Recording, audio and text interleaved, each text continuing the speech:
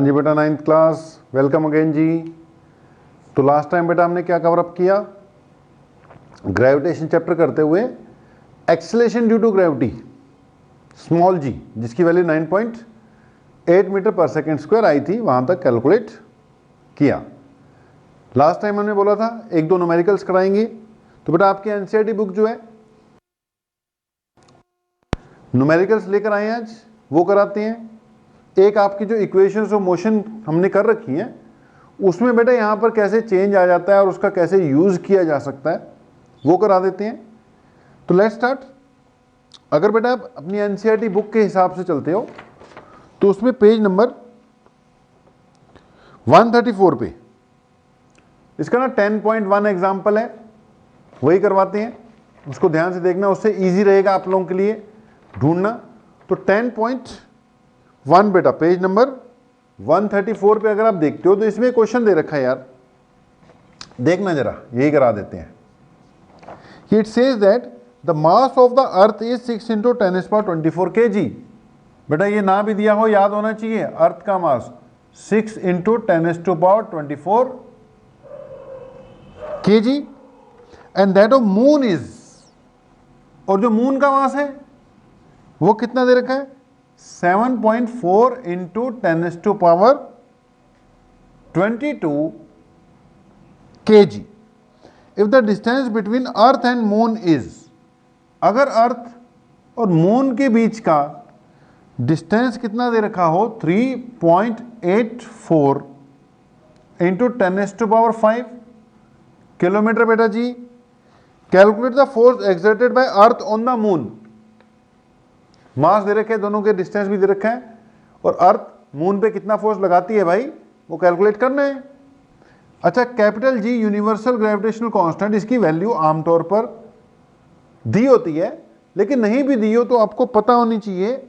इसकी value 6.67 × 10⁻11 Newton metre square पर KG square, इसकी क्या है जी, यूनिट है, और वैल्यू 6.67 × 10⁻11। ओके, अब ये अगर दे रखा हो तो वैसे ही क्लियर है कि अर्थ और मून के बीच में क्या चाहिए, फोर्स चाहिए बेटा। अब ये अर्थ मान लो, ये मून मान लो, इनके बीच का डिस्टेंस दे रखा है, दोनों के मासेस भी दे रखे हैं। हमने पढ़ा हुआ है कि फोर्स का फार्मूला क्या होता है न्यूटन्स लॉ ऑफ ग्रेविटेशन के हिसाब से, G × m1 m2 divided by r square. तो F = G × m1 m2 divided by r का स्क्वायर। अब इसी हिसाब से बेटा जी G की वैल्यू गिवन है, देख 6.67 × 10⁻11 पुट करो जरा। m1 और m2 की वैल्यू भी गिवन है, ऊपर लिखते हैं थोड़ा, इसको हमने ऊपर लिखा। तो F = बेटा G कितना गिवन था, 6.67 × 10⁻11। Okay, m1 and m2, m1 कितना है, मास ऑफ अर्थ, m2 कितना है, mass of moon. Value put कर दो, सॉल्व करना तुम्हारा काम होगा बेटा, सॉल्व नहीं करूंगा पूरा। यहां पे आ गया 6 × 10⁻24 इंटू ये m1 है बेटा, G की वैल्यू पुट कर दी, m1 की पुट कर दी, m2 अब ये हो गया ना मास ऑफ मून, 7.4 × 10⁻22, 7.4 × 10⁻22। नीचे r का स्क्वायर, r कितना है, 3.84 × 10⁻5 किलोमीटर, इसका स्क्वायर भी है। अब बेटा इस टाइप की कैलकुलेशंस करने में दिक्कत आ सकती है, आपको वही सीखना है, बाकी तो कुछ भी नहीं है। इस टाइप की जो बड़ी कैलकुलेशन है ना, उनको करने में प्रॉब्लम आ सकती है। एक बार थोड़ा करके दिखा देता हूं, बाकी इसमें कोई दिक्कत आने वाली बात है ही नहीं है। तो ये बन गया F = ये हुआ यार 6.67, ठीक है जी, 6.67 इंटू 6 × 7.4। देखो ये वैल्यूज मैंने अलग कर दी, 6.67 × 6 × 7.4। मल्टीप्लाई करना आपका काम है, मैं मल्टीप्लाई नहीं करूंगा। ये बेटा आप देखो -11 है, इसकी पावर 24 है, इसकी पावर 22 है, ये ऊपर ही ऊपर सॉल्व कर देते हैं। जैसे ये 22 है और 24 है बेटा, दोनों ऐड हो जाएंगे, प्लस है, 4 और 2 6 हो गया और 2 और 2 4 हो गया, 46। अब इसमें से -11 करना पड़ेगा, ये कितना हो जाएगा 5 3। तो ये ऊपर बन रहा है 10⁻⁴ बेटा +35। अब नीचे देखना, नीचे आ रहा है 3.84 इंटू ये 10⁵ किलोमीटर है बेटा। किलोमीटर को मीटर में कन्वर्ट करना पड़ेगा। किलोमीटर को मीटर में कन्वर्ट करने के लिए मैंने यहां पे 1000 से मल्टीप्लाई किया। 1000 का मतलब 10⁻³ होता है। तो यहां पावर कितनी बन रही है 5 + 3 8 हो गई। ये बन गई 5 + 3 8। अब 10⁸ का स्क्वायर भी है, तो यहां आ गया 8 का स्क्वायर 16। अब इसको यहां सॉल्व करोगे तो बनेगा 6.67 इंटू 6 इंटू 7.4, नीचे 3.84 इंटू 10⁻35 - 60। ठीक है जी। अब इसको इसमें से माइनस करके जो भी आंसर आता है, इसको सॉल्व करके जो भी आंसर आता है बेटा, वो आपका क्या हो जाएगा फाइनल आंसर हो जाएगा। पावर्स का थोड़ा सा ध्यान रखना है। अगर ग्रेविटेशन पे बेटा क्वेश्चंस आते हैं तो वो पावर्स वाले ही आएंगे। इतनी पावर्स को तो आपको मैनेज करना पड़ेगा जी। तो एक तो इस टाइप के क्वेश्चंस और कराते हैं। चलो अभी पहले एक छोटा सा टॉपिक मेरा रहता है, वो करा के फिर क्वेश्चंस आपके इकट्ठे आने स्टार्ट होंगे। हाँ, ग्रेविटेशन पे ऐसे बड़े बड़ी सी कैलकुलेशन वाले क्वेश्चन आ जाते हैं, आ सकते हैं। मून, अर्थ, इन सब की बातें चलती ही रहेंगी। आप इसको सॉल्व करके आंसर अपना मैच कर लेना बेटा जी। ओके, अब बेटा इतना सब करने के बाद हमें कई चीजें क्लियर हैं। जैसे हमें क्लियर है कि न्यूटन्स लॉ ऑफ ग्रेविटेशन का फार्मूला क्या है, F = G m1 m2 divided by r²। ठीक है जी। ये किसकी एक्सप्रेशन होगी, आपके न्यूटन्स लॉ ऑफ ग्रेविटेशन की एक्सप्रेशन होगी कि जी F = क्या होता है G into m1 into m2 divided by r²। उसके अलावा फिर स्मॉल g बेटा, इसकी एक्सप्रेशन भी हमें पता लग गई। ये Gm/r² होता है।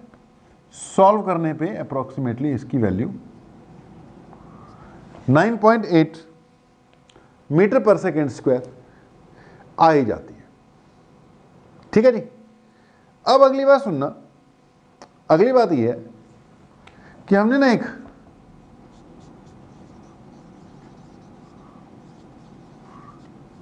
इक्वेशंस ऑफ मोशन पढ़ी होंगी। क्या थी इक्वेशन ऑफ मोशन पहली, v = u + at। दूसरी बेटा क्या थी, s =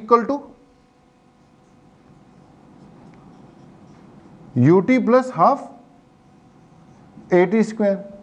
या फिर तीसरी क्या थी, v² - u² = 2as। ध्यान से सुनना।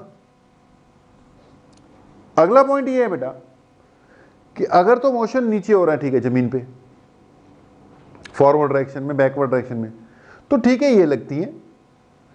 But if sometimes we talk about motion against gravity बेटा, मतलब हम सरफेस ऑफ अर्थ पे हैं और हम ऑब्जेक्ट को ऊपर फेंकते हैं जी, ऊपर फेंके, या ऊपर से नीचे गिराते हैं जी। तो यार ऐसी सिचुएशन में हम कहेंगे कि मोशन किसके अगेंस्ट हो रहा है, ग्रेविटी के अगेंस्ट हो रहा है। मैंने किसी चीज को यार ऊपर फेंका, ठीक है, तो ये ऊपर जाएगी और उसके बाद वापस नीचे आएगी ना, तो ग्रेविटी की इन्वॉल्वमेंट है। या ऊपर से किसी चीज को ड्रॉप किया तो वो नीचे आ रही है ना, किसकी इन्वॉल्वमेंट है, ग्रेविटी की इन्वॉल्वमेंट है। यानी अगर हम अप डाउन वाले मोशन की बात कर रहे हैं बेटा, आगे पीछे वाले मोशन में तो ये इक्वेशन चलो लगेंगी ही, अगर मैं अप डाउन वाले मोशन की बात कर रहा हूं तो यही इक्वेशन वहां पे भी लगेगी। जब मैंने फेंका तो इनिशियल वेलोसिटी इतनी थी, जब मैंने छोड़ा तो इनिशियल वेलोसिटी इतनी थी, जब ये ऊपर पहुंचा तो उसकी इनिशियल फाइनल वेलोसिटी इतनी हो गई, नीचे पहुंचा तो फाइनल वेलोसिटी इतनी हो गई। ऊपर जाने में कितना टाइम लिया, नीचे जाने में कितना टाइम लिया, डिस्टेंस कितने कवर किए, तो वही चीजें यहां पर भी तो आएंगी। लेकिन यहां पर कई चीजें पहले से ही गिवन होती हैं बेटा। जैसे जब मैं ऊपर नीचे जा रहा हूं तो एक जो एक्सेलरेशन है ना बेटा, एक्सेलरेशन, इन सब क्वेश्चंस में वो एक्सेलरेशन बताता है कि ये एक्सेलरेशन है, वो एक्सेलरेशन है, इतनी एक्सेलरेशन से जा रहा था, इतनी रिटार्डेशन से जा रहा था। अब अपवर्ड डाउनवर्ड मोशन में, यानी मोशन अगेंस्ट ग्रेविटी में, हमारी जो एक्सेलरेशन है वो फिक्स है बेटा, क्योंकि जब ऊपर जा रहा है नीचे जा रहा है तो किसके अगेंस्ट हो रहा है ये सब? ग्रेविटी के अगेंस्ट हो रहा है। और जो ग्रेविटी है, एक्सेलरेशन ड्यू टू ग्रेविटी, वो फिक्स्ड है 9.8 मीटर पर सेकेंड स्क्वायर। ठीक है, वो फिक्स्ड है, जितनी भी जो भी उसकी वैल्यू है फिक्स्ड है। तो बेटा अब हम अपवर्ड डाउनवर्ड मोशन के बारे में डिस्कस करने जा रहे हैं। 2-3 टिप्स दूंगा, ध्यान से सुन लेना।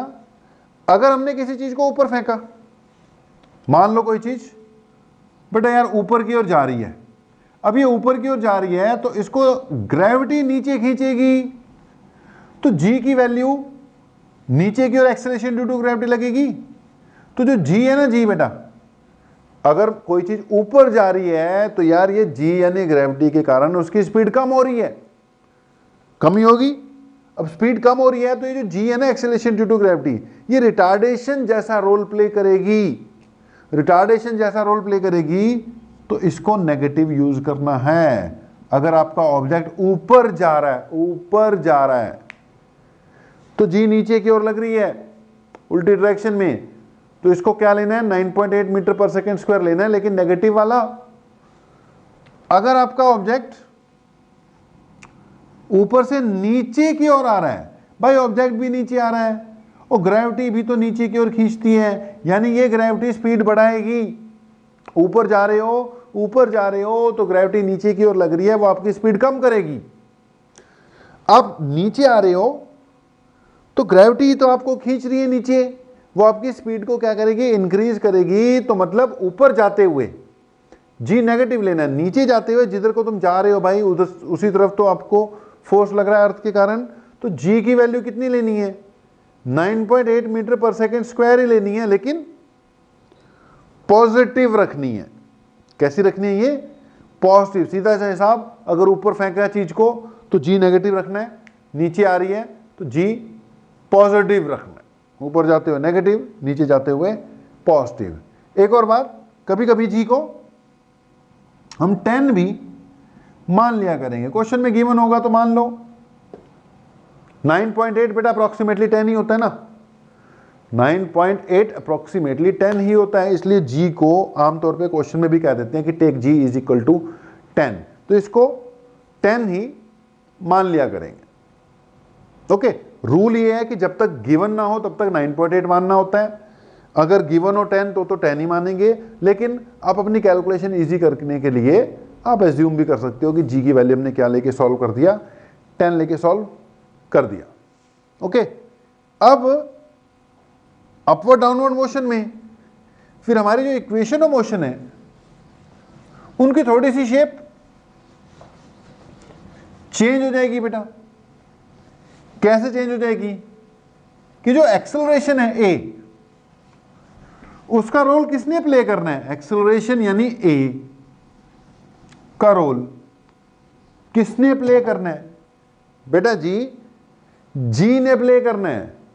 सो अपनी इक्वेशन ऑफ मोशन क्या बन जाएंगे यहां पर? वेलोसिटी को तो वेलोसिटी कहेंगे, u इनिशियल वेलोसिटी भी u ही कहेंगे, प्लस लेकिन एक्सेलरेशन की जगह g हो जाएगा। तो यहां पर इक्वेशन कैसे लिखी जा सकती है? v equal to u plus g T.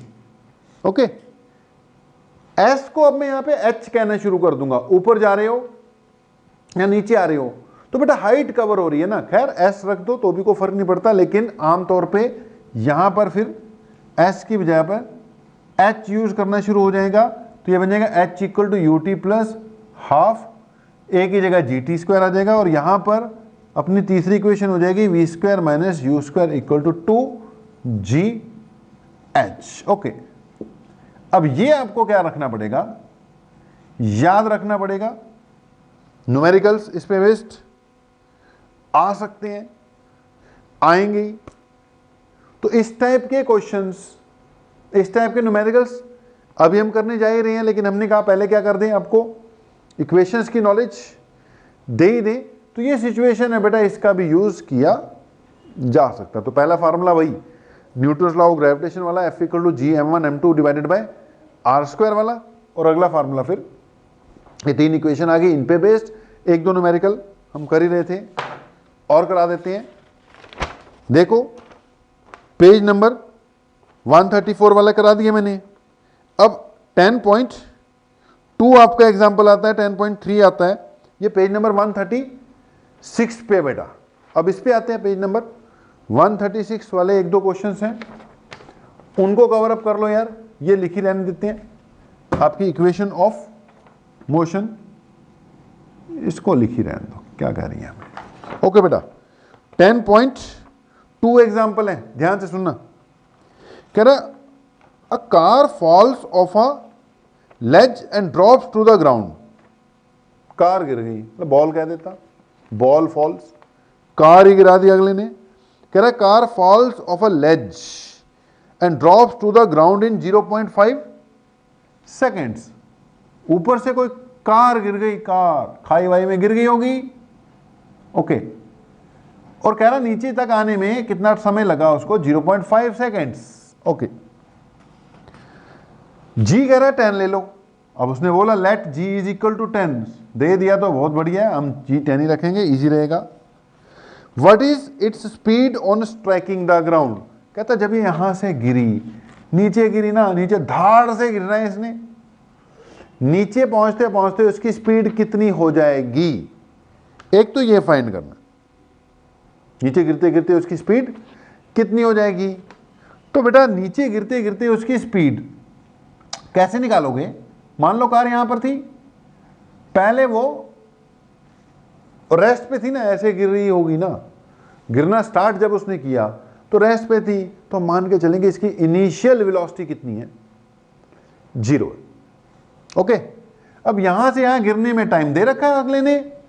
अब सोचो v equal to u plus a t लग सकता है, नीचे गिरने की वेलोसिटी यानी फाइनल वेलोसिटी निकालनी थी, इनिशियल 0 है, एक्सेलरेशन g के इक्वल है भैया, ऊपर से नीचे की ओर आते हुए, नीचे से ऊपर की ओर जाते हुए, तो a की जगह फिर g यूज होगा ना, तो यहां लगना था g, यहां लगना था t, यहां लगना था v इक्वल टू 0 हो गया, g 10 लेना है, ये 0.5 लेना है, तो v कितना आ जाएगा, 10 इंटू 0.5 कितना आ जाएगा, 5 आ जाएगा।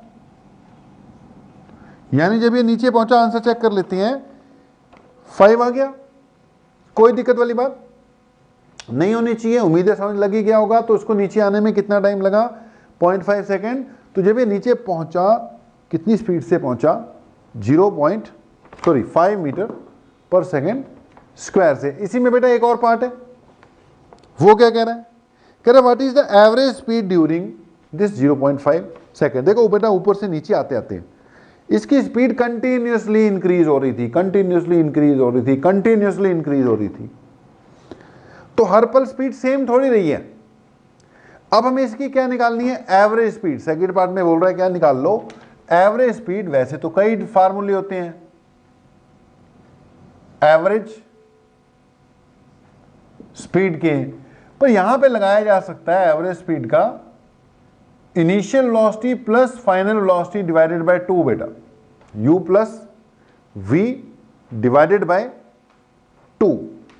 अब u कितना था, 0 था, v कितना था, 5 आई अभी अभी, 2 आ गया, 2 सेकेंड स्क्वायर। ये क्या होगा, हमारा आंसर होगा 2.5 मीटर पर second square. Okay, solve question है, फिर भी कैसे कैसे आया वो बता रहा हूं मैं आपको। एक और पार्ट है इसका, how high is the edge ledge from the ground. कह रहा है ये जो लेज थी, लेज का मतलब डिक्शनरी में ढूंढ लेना, ये कितनी हाइट पर थी, मुझे भी बता देना लाइव क्लास में कितनी हाइट पे थी। यानी क्या कैलकुलेट करना है हमें, एच कैलकुलेट करना है कि कितनी हाइट पर थी। अब उसके लिए एच वाला को फार्मूला लगेगा, ये लगाने की कोशिश कर लेते हैं। थर्ड पार्ट में एच इक्वल टू क्या है, UT plus half G T square. ध्यान देना एच इक्वल टू यू तो जीरो है, इनिशियल वेलोसिटी तो जीरो है, ये बन गया हाफ जी 10 कह रहे हैं ले लो, और टाइम कितना लगा था नीचे तक आते आते, 0.5 का होल स्क्वायर। एच कितना आ गया, ये बन जाएगा हाफ 10 इंटू 0.5 का होल स्क्वायर, 0.25। ठीक है जी, 0.25 ये हटा दिया, ये बन गया 2.5/2, और सॉल्व करोगे मेरे ख्याल से आ जाएगा 1.25 मीटर। आंसर चेक कर लेते, सही है, इट्स 1.25 मीटर बेटा जी। तो ये बेटा 10 पॉइंट, कौन सा क्वेश्चन था, 10.2। एक क्वेश्चन और कराते हैं, उसके बाद फिर आप अपने एनसीईआरटी के बाकी क्वेश्चंस जो है ना एक्सरसाइज वाले, उनको ट्राई वगैरह कर लेना। दिक्कत जो होगी वो नेक्स्ट लेक्चर में या फिर लाइव क्लास में आपको कवर अप कराने की कोशिश करेंगे। एक क्वेश्चन और देखना, ये बेटा 10.3, अगर आपके पास बुक्स हैं तो उसको पढ़ना स्टार्ट कर सकते हो।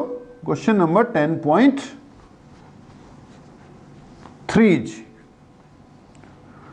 तो 10.3 ध्यान देना, कह रहा object is thrown vertically upwards and rises to height of 10 metre. एक ऑब्जेक्ट है जिसको ऊपर की ओर फेंका, ठीक है जी। An object is thrown vertically upwards and rises to a height of 10 metre.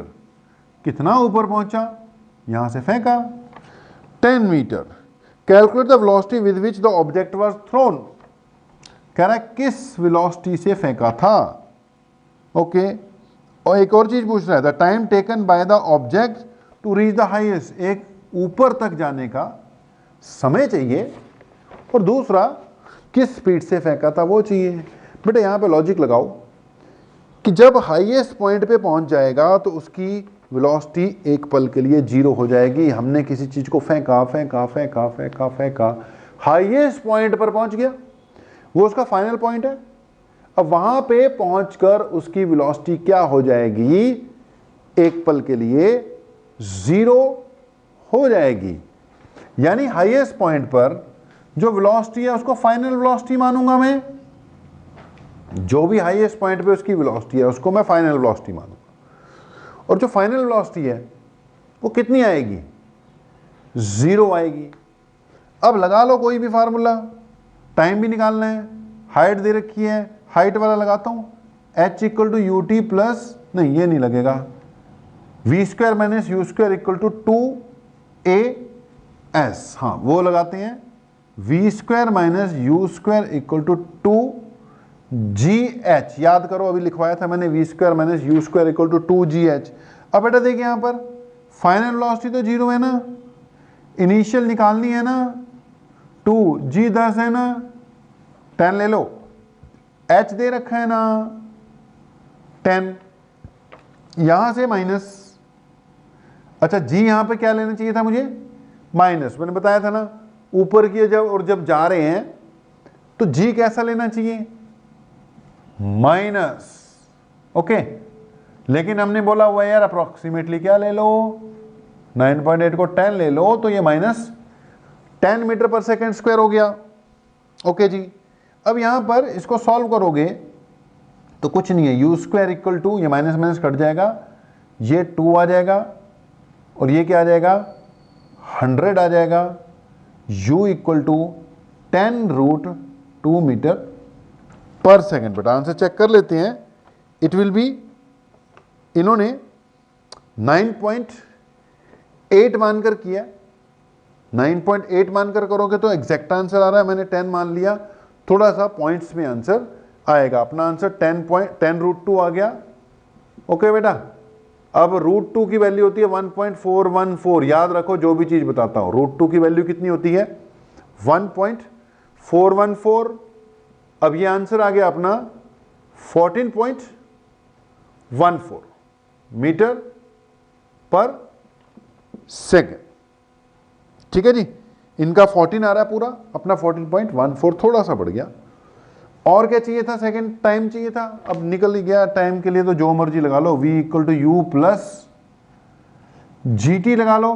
बेटा v पता है, u भी अब तो पता लग गया, g वैसे ही पता होता है, वैल्यू पुट कर दो, सॉल्व हो जाएगा।